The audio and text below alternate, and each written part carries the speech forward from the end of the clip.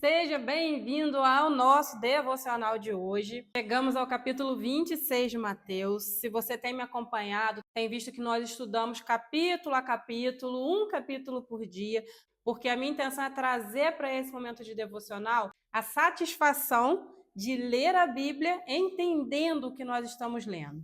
Não tenho a intenção de trazer aqui um estudo teológico, mas de pelo menos compreender os contornos das histórias, contexto. E esse capítulo é extenso, é muito rico em episódios, muita coisa acontecendo. Então, eu já vou começar a leitura do capítulo. Essa Bíblia que eu uso é uma Bíblia de estudo esquematizada. Todo dia eu mostro, porque todo dia chega pessoas novas. Então, ela tem uma explicação, um comentário sobre cada trecho, e ela vai nos ajudando, nos guiando no entendimento dos capítulos. Também faço pesquisa por fora, se precisar, alguma coisa aprofundar, alguma dúvida, porque as minhas dúvidas eu creio que são as mesmas suas. Alguém simples, uma simples cristã, que deseja ler entendendo o que está lendo na Bíblia. Então vamos lá, já começando a leitura. Mateus 26, o plano para tirar a vida de Jesus. Tendo Jesus acabado todos estes ensinamentos, disse a seus discípulos: Sabeis que daqui a 2 dias celebrar-se-á a Páscoa, e o Filho do Homem será entregue para ser crucificado.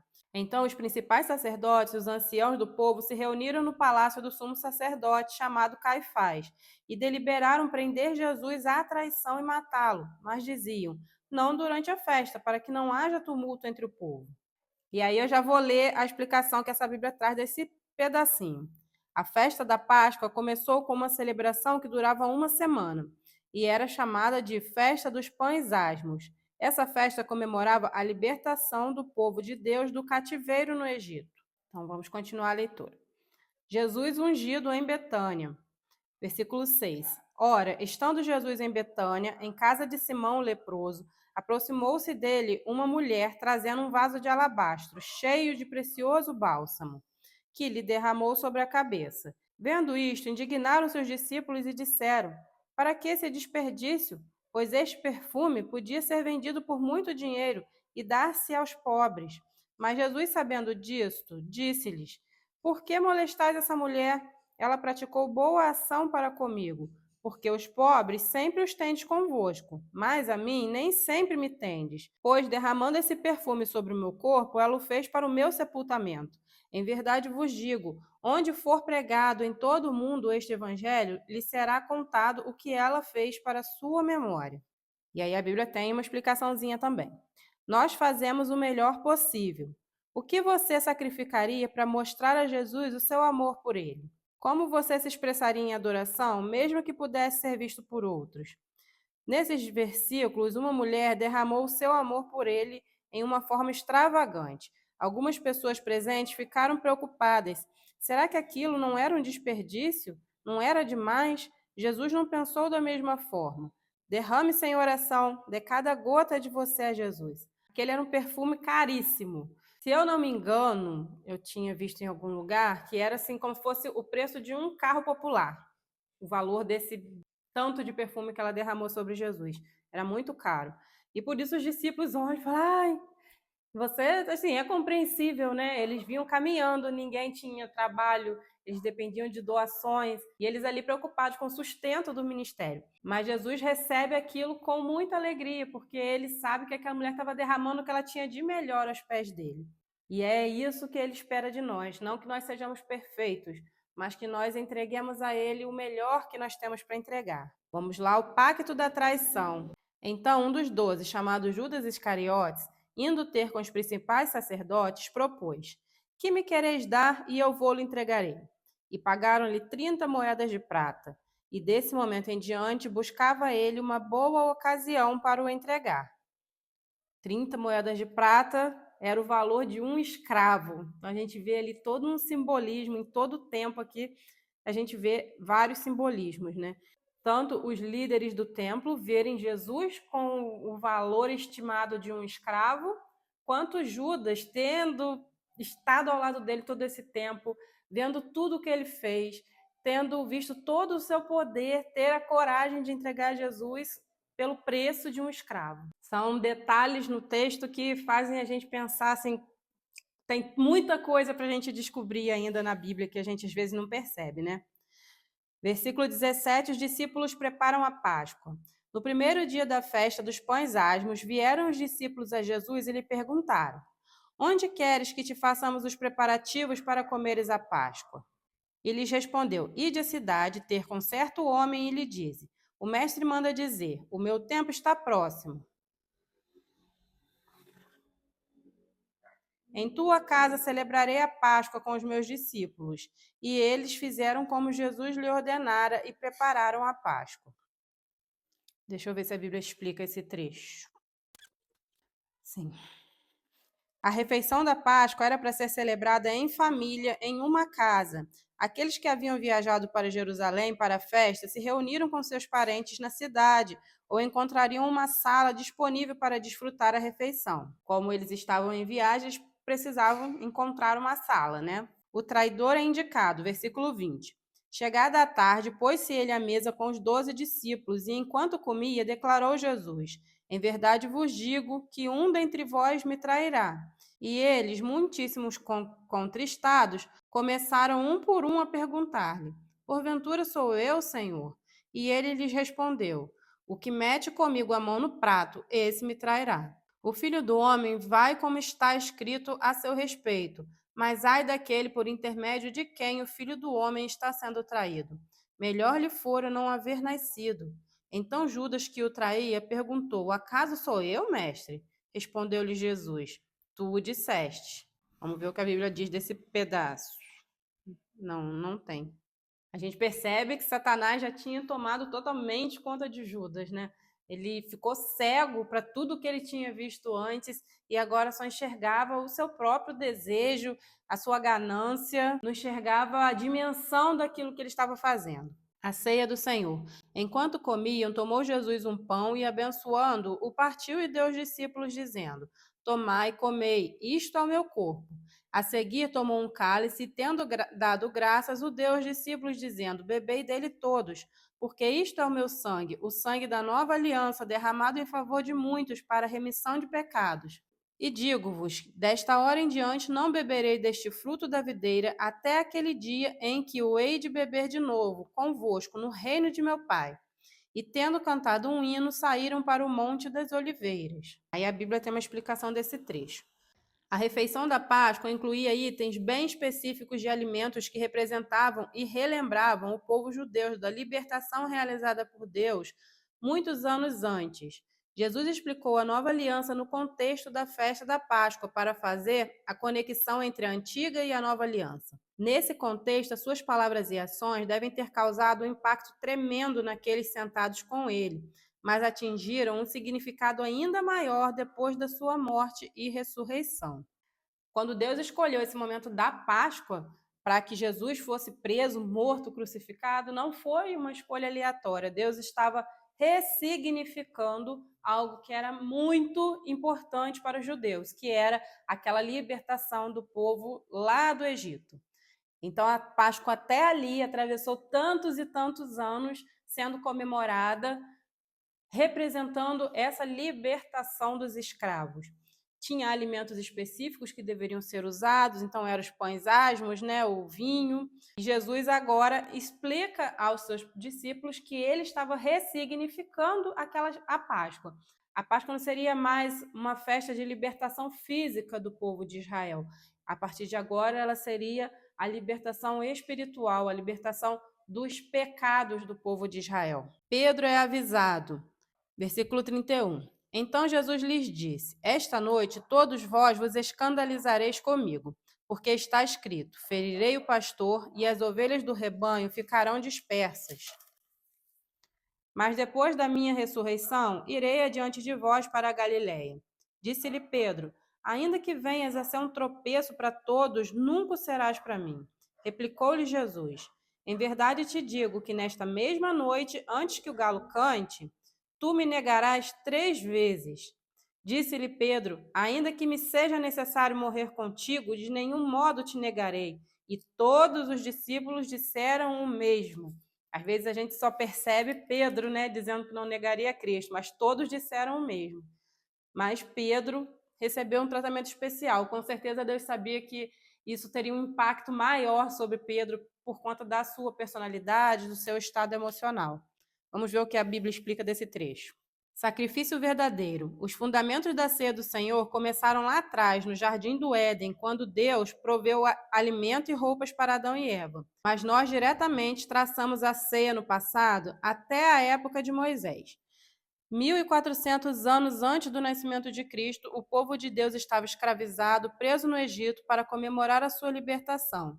Deus os orientou a celebrar a Páscoa, a instituir a ceia do Senhor no contexto da Páscoa.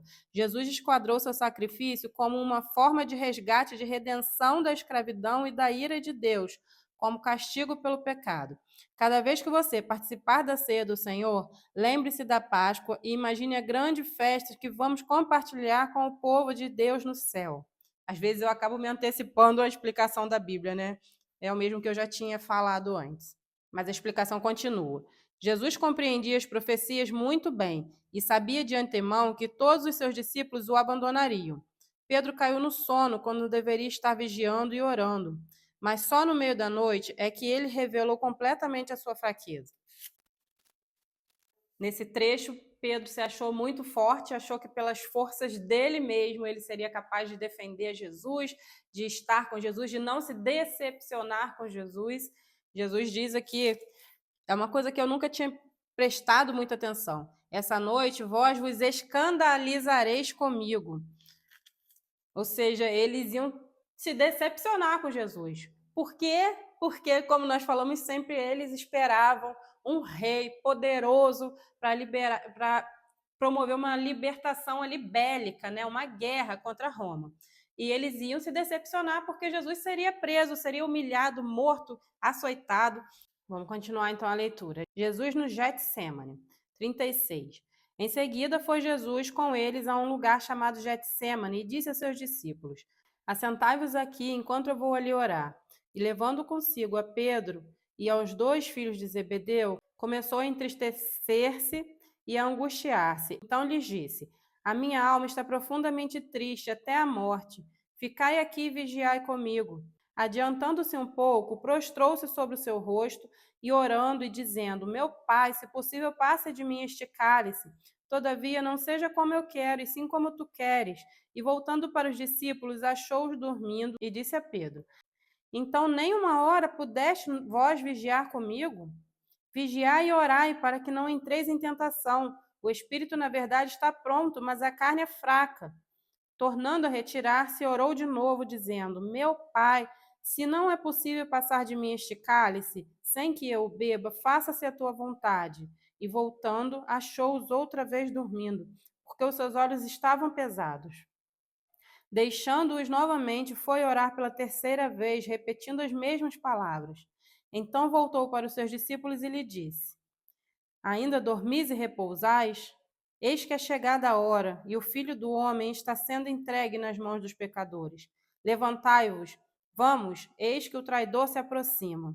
Muito triste esse trecho, né? Pensar na nossa incapacidade, na nossa pequenez. Jesus encarou, vou ler a explicação aqui da Bíblia. Jesus encarou as suas horas mais difíceis com oração, mas não as orações que o leitor espera do Deus encarnado. Apesar de Jesus ser completamente Deus, ele era completamente humano, e foi durante esse período que ele pareceu mais humano e frágil, apresentando profunda emoção, prostrando-se no chão em angústia mental e orando por alívio do sofrimento. Ele também demonstrou a necessidade de companhia durante esse período terrivelmente doloroso, mas não havia ninguém para ajudá-lo. Jesus teve de carregar o fardo do seu sacrifício sozinho. Jesus sempre nos dá o exemplo. Ele encarou as suas horas mais difíceis com oração, como diz aqui essa explicação. Nesse momento do Getsemane é o momento que a gente vê a humanidade de Jesus na sua forma mais plena. Ele mostra que realmente ele era humano, ele estava em angústia real, uma angústia emocional, medo do que ele iria passar. Mas ele se coloca aos pés de Deus em oração, clamando forças de Deus. Esse trecho mostra também a nossa fragilidade, a fragilidade terrível dos discípulos ali que não conseguiam se colocar em oração, que não entendiam a angústia pela qual Jesus estava passando, não conseguiam enxergar. Foram maus companheiros. Jesus mostra ali que ele precisava de companhia e eles foram maus companheiros. Então a gente pode entender que tanto nós não conseguimos seguir nossa jornada sozinhos. Há momentos em que precisamos realmente de apoio, de irmãos, de amigos, mas também nós, em contrapartida, devemos ser esse braço de apoio para aquelas pessoas que precisam. São muitos ensinamentos nesse capítulo inteiro, não dá para a gente tirar todos. Então vamos continuar a leitura. Jesus é preso, versículo 47. Falava ele ainda, e eis que chegou Judas, um dos 12, com ele grande turba, com as espadas e porretes, vinda da parte dos principais sacerdotes e dos anciãos do povo. Ora, o traidor lhes tinha dado este sinal: aquele a quem eu beijar é esse, prendei-o. E logo aproximando-se de Jesus, lhe disse: Salve, mestre, e o beijou. Jesus, porém, lhe disse: Amigo, para que vieste? Nisto, aproximando-se, eles deitaram as mãos em Jesus e o prenderam. E eis que um dos que estavam com Jesus, estendendo a mão, sacou da espada e, golpeando o servo do sumo sacerdote, cortou-lhe a orelha. Então Jesus lhe disse: Embainha tua espada, pois todos os que lançam mão da espada, a espada perecerão. Acaso pensas que não posso rogar a meu Pai e ele me mandaria neste momento mais de 12 legiões de anjos? Como, pois, se cumpririam as Escrituras segundo as quais assim se deve suceder? Naquele momento, Jesus disse às multidões: Saístes com espadas e porretes para prender-me, como a um salteador? Todos os dias no templo eu me assentava convosco ensinando, e não me prendeste. Contudo, isto, porém, aconteceu para que se cumprisse as escrituras do profeta. Então os discípulos, todos deixando-o, fugiram. A Bíblia explica aqui o versículo 51. O texto de João 18:10 revela que o homem a quem Pedro feriu se chamava Malco, o servo do sumo sacerdote. Lendas a respeito da sua conversão e ministério circularam na igreja primitiva, mas nenhuma base histórica foi encontrada para essas histórias. Então, aqui no relato de Mateus não diz nem que foi Pedro e nem diz o nome do homem que teve a orelha cortada, mas João revela o nome do homem e nos evangelhos correlatos, né, que contam a mesma história, é revelado o nome de Pedro como o homem que cortou a orelha do soldado. Mas o que mais me impressiona é o fato de eles verem Jesus ali mais uma vez, porque no outro evangelho a gente vê que Jesus colocou a orelha de volta no lugar, sarou, curou. Eles verem Jesus ainda realizando milagres até aquele momento e ainda assim terem coragem de deixar o seu ego sobressair a divindade dele e não reconhecem a Cristo como Senhor e Salvador. E uma coisa que eu quis pesquisar, uma curiosidade boba, mas que sempre me chamou a atenção. Por que precisava de Judas traindo a Jesus ali diretamente? Se Jesus era tão conhecido, tantos, né, foi visto no templo, todos eles já tinham visto Jesus, por que precisava de Judas para indicar quem era ele? E pelas minhas pesquisas, foi pelo fato de ser à noite, era no jardim de Getsemane, então era um lugar sem iluminação nenhuma, não tinha iluminação pública, era um jardim escuro, e para que eles não cometessem erro, para que fosse precisa a prisão de Jesus, né? Porque se eles prendessem alguém errado, aí a confusão seria muito maior. Então, os líderes queriam precisão. Por isso que Judas se levanta para trair Jesus. Só a nível de curiosidade. Então, vamos continuar. Jesus perante o Sinédrio, versículo 57. E os que prenderam Jesus o levaram à casa de Caifás, o sumo sacerdote, onde se haviam reunido os escribas e os anciãos. Mas Pedro o seguia de longe até o pátio do sumo sacerdote, e, tendo entrado, assentou-se entre os serventuários para ver o fim. Ora, os principais sacerdotes e todo o sinédrio procuravam algum testemunho falso contra Jesus, a fim de o condenarem à morte. E não acharam, apesar de terem apresentado muitas testemunhas falsas. Mas, afinal, compareceram duas, afirmando: Este disse: Posso destruir o santuário de Deus e reedificá-lo em 3 dias. E, levantando-se o sumo sacerdote, perguntou a Jesus: Nada respondes ao que este depõe contra ti? Jesus, porém, guardou silêncio. E o sumo sacerdote lhe disse: Eu te conjuro pelo Deus vivo que nos diga se tu és o Cristo, o Filho de Deus. Respondeu-lhe Jesus: Tu disseste. Entretanto, eu vos declaro que desde agora vereis o Filho do Homem assentado à direita do Todo-Poderoso e vindo sobre as nuvens do céu.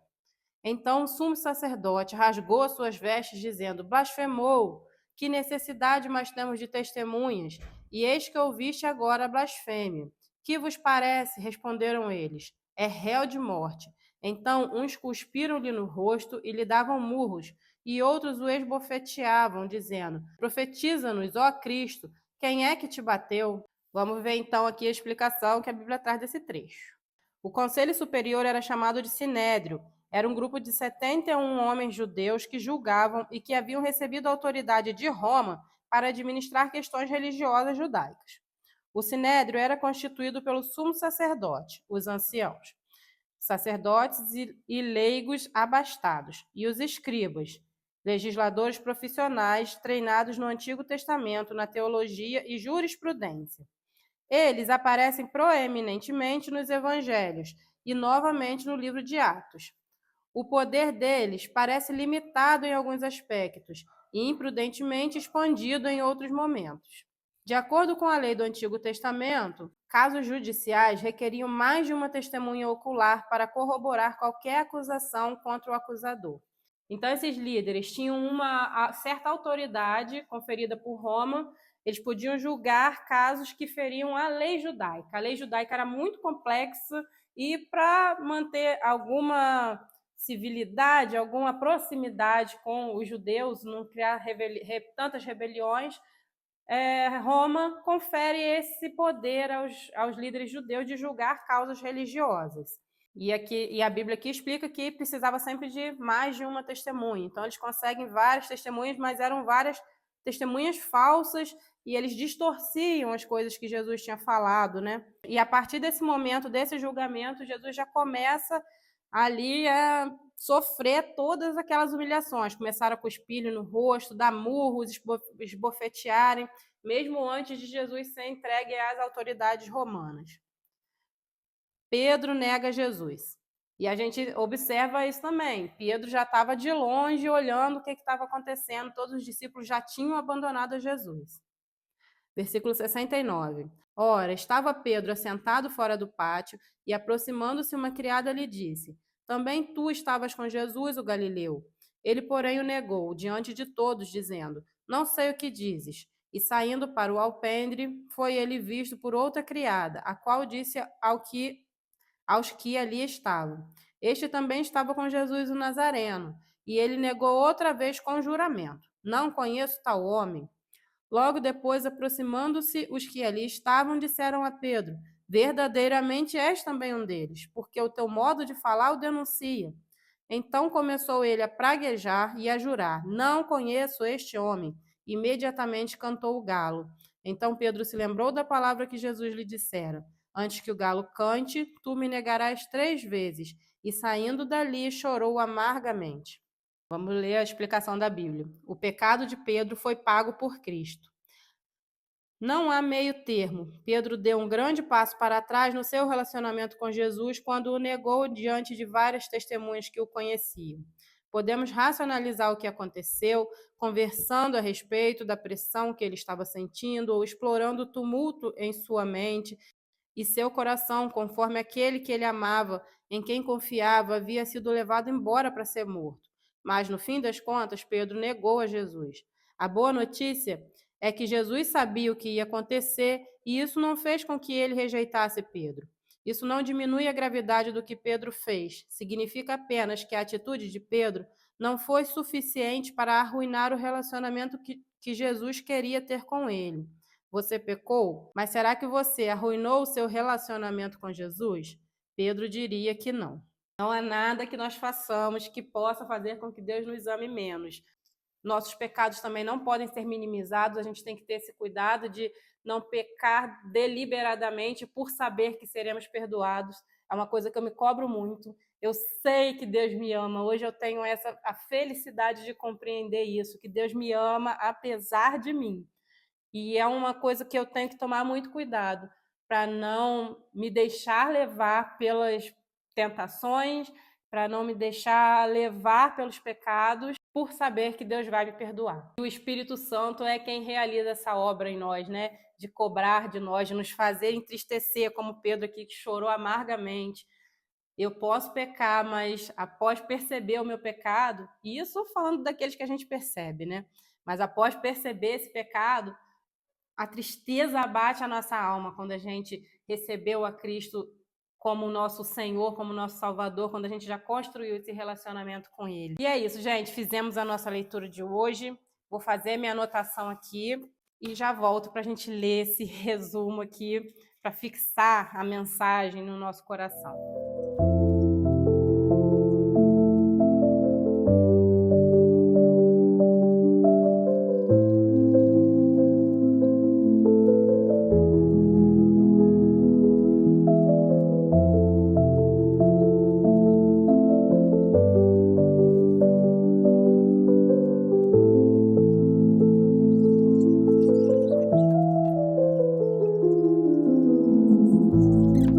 Vamos ler então, gente, o meu resumo. Mateus 26 conta os últimos acontecimentos antes da entrega de Jesus para ser morto por Roma. É um capítulo rico em acontecimentos históricos, mas principalmente é um capítulo que revela o coração das pessoas envolvidas nesses acontecimentos.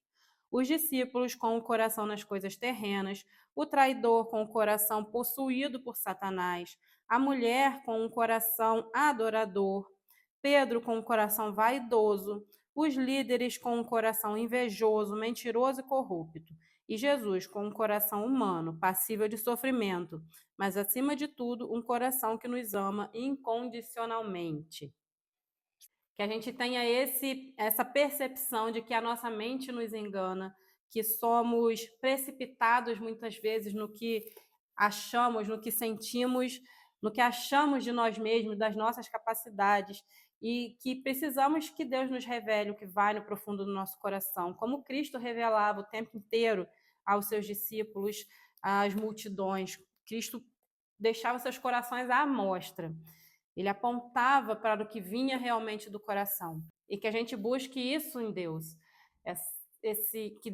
Esse revelar das nossas verdadeiras intenções, mas não só o revelar, também o purificar, o aprimorar, como a gente vê mais à frente que Jesus vai fazer com o próprio Pedro. Esse é o nosso devocional de hoje. Tenham um excelente dia. Como eu sempre digo, vamos às nossas orações, porque é nesse momento de intimidade com Deus que o nosso relacionamento com Ele se fortalece.